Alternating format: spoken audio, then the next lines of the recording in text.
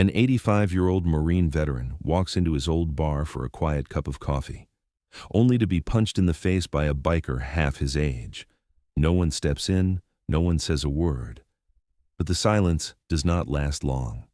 30 minutes later, his son arrives, not alone, but with a military strike team.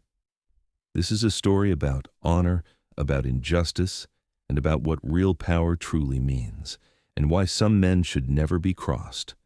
Welcome to True Hero Stories. Before we begin this tale of disrespect, justice, and retribution, tell me in the comments where you're watching from today. And if you believe stories like this need to be told, hit that subscribe button and help us keep these voices heard. Hank Callahan was 85 years old, but he still walked to Rosie's bar every Thursday afternoon. Same corner table, same coffee order. Black, no sugar, no cream. The barista called him Mr. Callahan, and he always corrected her with, "Just Hank." He'd lived in the same town for 60 years. His wife had died 5 years ago, and he didn't spend much time at home anymore. Too quiet. This Thursday was no different. Hank walked in, placed his bag on the chair beside him, and waved to the barista Jenny. He was old, but he stood with dignity. Back straight, head high. Old habits die hard, especially Marine habits. He'd done 2 tours in Korea, 1 in Vietnam, but he never talked about those to anyone. Only the small ring on his finger and the old cap he rarely wore gave away who he was. He ordered his coffee, sat at the corner table by the window, and began watching the world outside. Same view, same peace, until the motorcycle engines roared to life. 5 Harley-Davidsons pulled up in front of the bar, loud, aggressive, attention-grabbing. The customers inside, focused on their coffee, turned their heads. Even Hank looked but didn't pay much attention. Strangers came to town from time to time. Usually they didn't cause trouble, but this time was different. The first man through the door was in his 40s, heavily built, arms covered in tattoos. 4 friends followed behind him, all in leather, all looking tough. But they weren't really tough, just loud. They approached the counter and ordered beer. Their voices were loud, their attitude rebellious. At first, everything seemed normal. They drank their beer, talked among themselves, but then their leader, a man called Jake, noticed Hank. He saw the old man sitting alone in the corner, sipping his coffee, and something about that bothered him. Maybe it was Hank's calm demeanor, maybe it was how he completely ignored them. Jake turned to his friends and said, "Who's that old guy over there, sitting like he owns the place?" His friends shrugged, but Jake's eyes stayed on Hank.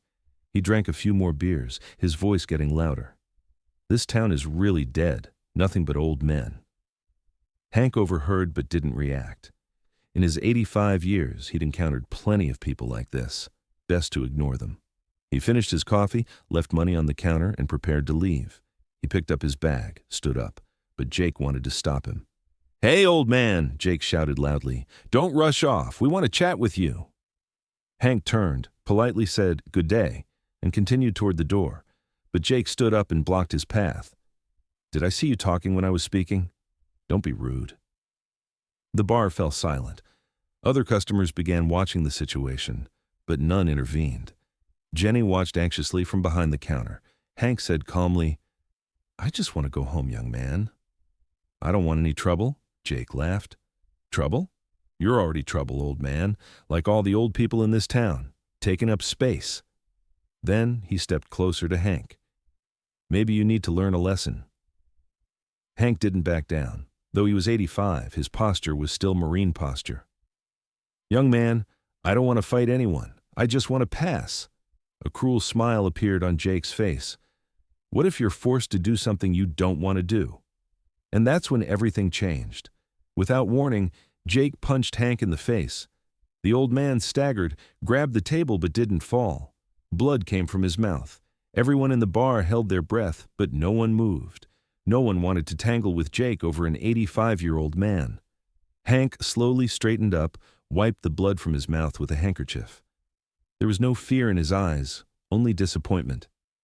"You shouldn't have done that, son," he said quietly. Jake laughed.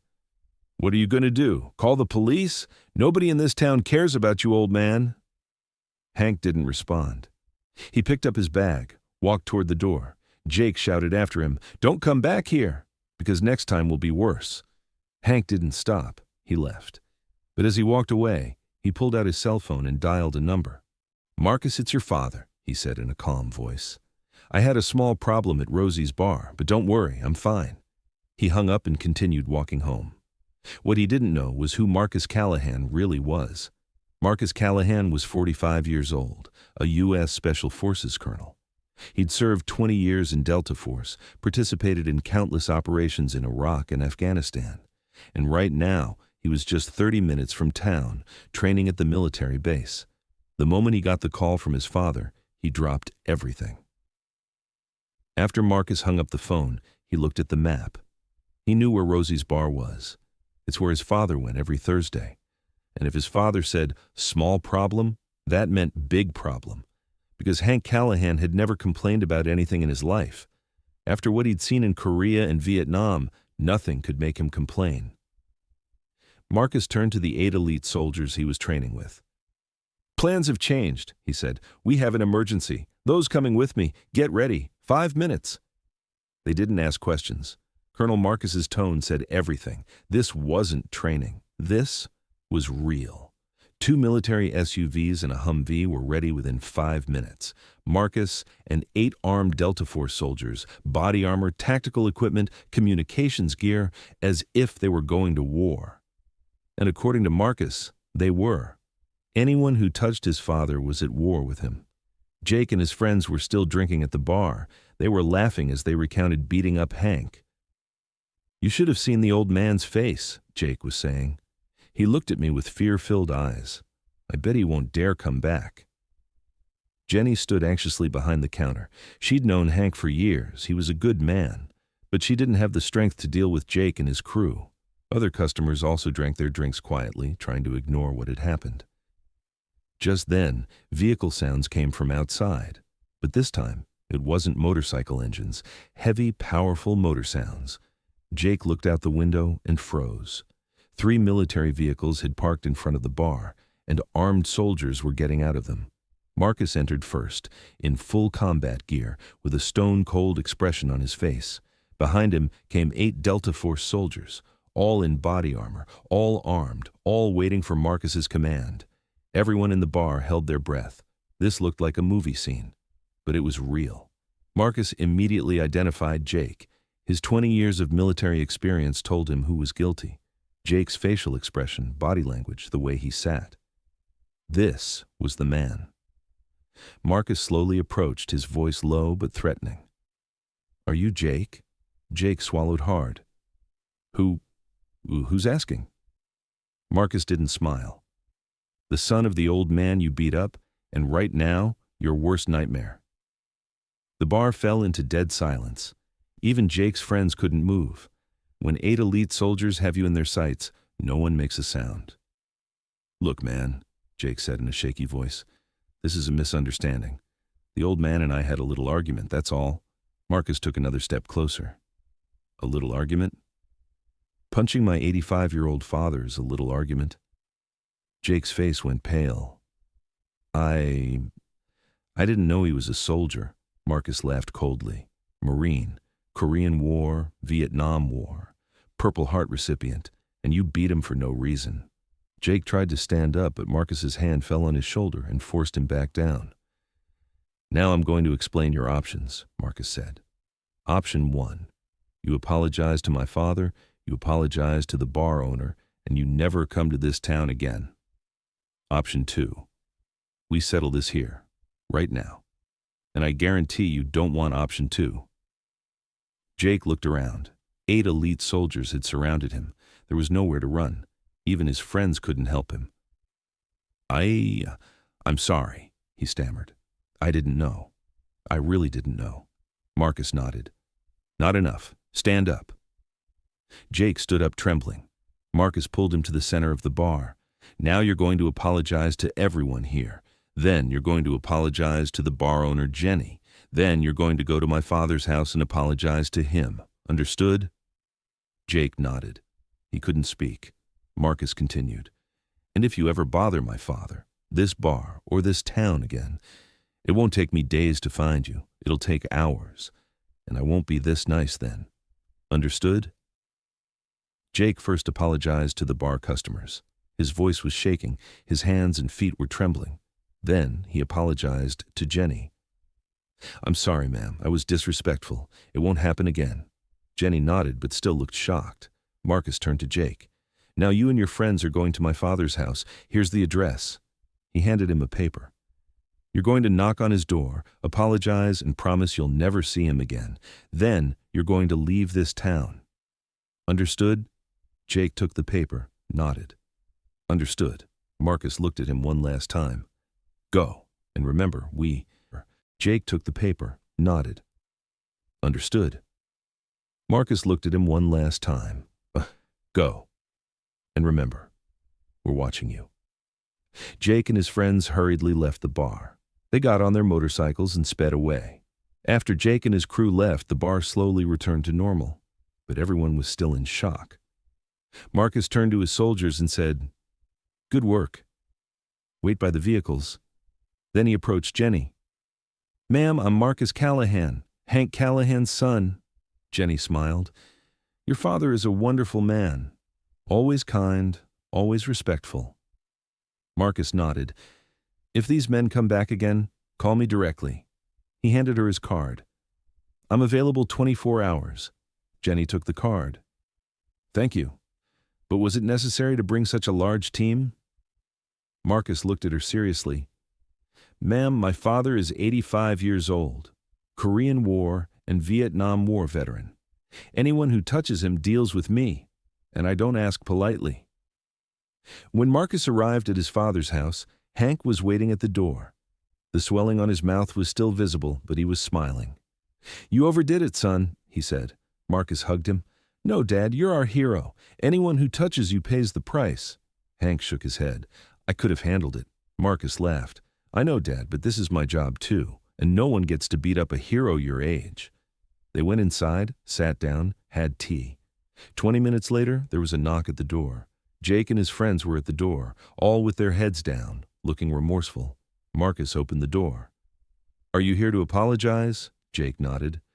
Yes, sir. Jake came inside, stood in front of Hank. Mr. Callahan, I'm very sorry for what I did to you. I had no right. You're a good man, and I was disrespectful. Please forgive me. Hank stood up, looked at Jake. Young man, you're 40 years younger than me.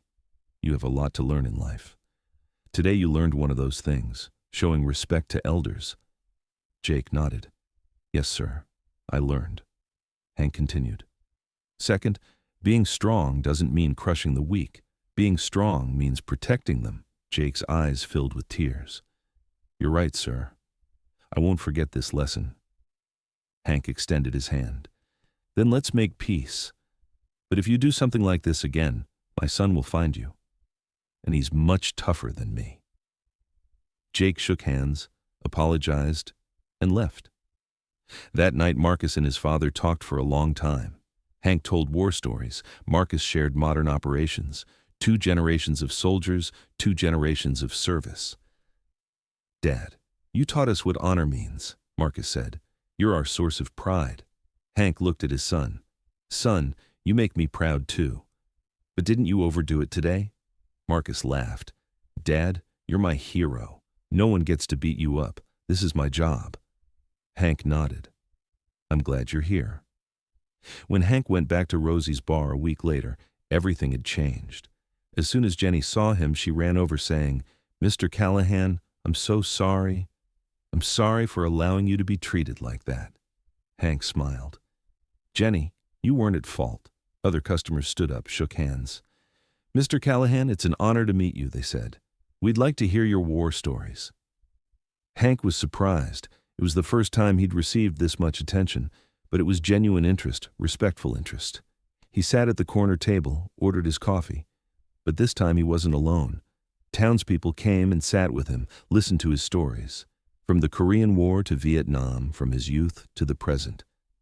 For the first time, Hank was telling his life story so openly. Rosie's bar was now a different place. Every Thursday when Hank came, the corner table was reserved for him. It was called Mr. Callahan's Table, and the younger generation learned from him how to show respect, how to live with honor, how to value those around you. Jenny hung a small plaque on the bar wall. It read, "This bar honors all veterans." And Hank's photo was hung there too, in his proud Marine uniform, a photo from his younger years. Everyone who saw it would greet him respectfully, knowing his story. Jake never appeared again. Neither did his friends. No one in town saw them, but Hank's story spread everywhere. The biker who disrespected an elderly veteran and the military intervention by his son. Everyone was talking about it. Marcus started coming more often. Every weekend he'd visit his father, and they'd go to Rosie's bar together. Father and son would sit side by side, chatting with the townspeople. Marcus would come in uniform, and everyone knew who he was. When asked, "How does a man protect his father?" Marcus would answer, "My father gave his life for his country. I'd give my life for him. It's that simple." And everyone understood that answer. The townspeople began showing more respect to elderly people. Hank's story had become a lesson. The elderly weren't just old, they were experienced, knowledgeable people who deserved respect. 6 months later, a new biker group came to town. But this time, they behaved differently. When they entered Rosie's bar, they treated Jenny respectfully, and when they saw Hank, they stood up. "Sir, did we take your table?" they asked. Hank smiled. "No, boys. Sit down, let's get acquainted." The new group was different, respectful, polite, listening. They listened to Hank's stories, told their own. Some were veterans, some were children of veterans. "Mr. Callahan, you've become a legend," they said. "Jake's story is told everywhere. The consequences of disrespecting veterans." Hank nodded. "Respect is mutual, boys. I welcome you with respect, too." A year later, the town celebrated Hank's 86th birthday. A big party was held at Rosie's bar. Marcus and his entire military unit came. The townspeople came. Even Jake showed up to apologize, to celebrate his birthday. "Mr. Callahan, I'm still ashamed of what I did to you," Jake said. "But the lesson I learned that day changed my life. Now I show respect to the elderly, to veterans, to everyone." Hank put his hand on his shoulder. "That's it, son. People learn from mistakes." Marcus gave a speech. "My father taught us what honor means, what respect means, and everyone here today became a better person because of him. This is the power of a true hero." Applause, tears, proud moments. Hank Callahan's story wasn't just a revenge story. It was about respect, honor, and family bonds. It was about how an 85-year-old man found justice in 30 minutes, and about how a son protected his father. Marcus taught something that day. Power comes not just from weapons, but from character. Justice is found not just in courtrooms, but in hearts. And family is protected not just by blood bonds, but by love. Even today, Hank Callahan's story is told in that town. About how to treat elderly people, how to show respect to veterans. And Marcus's words that day still hold true. "My father gave his life for his country. I'd give my life for him, because real power is protecting the weak. Real honor is treating the elderly with respect. And real justice arrives in 30 minutes, with a military convoy. Now I ask you, have you ever met a veteran like Hank? Someone who served quietly, never boasted, just lived with honor? Or someone like Marcus who would do anything to protect their family? Share their stories in the comments, let others know who they were. Because at True Hero Stories, we believe real heroes are found not just on battlefields, but in everyday life. Thank you for watching. If this story touched you, subscribe, share, and help us keep these voices heard.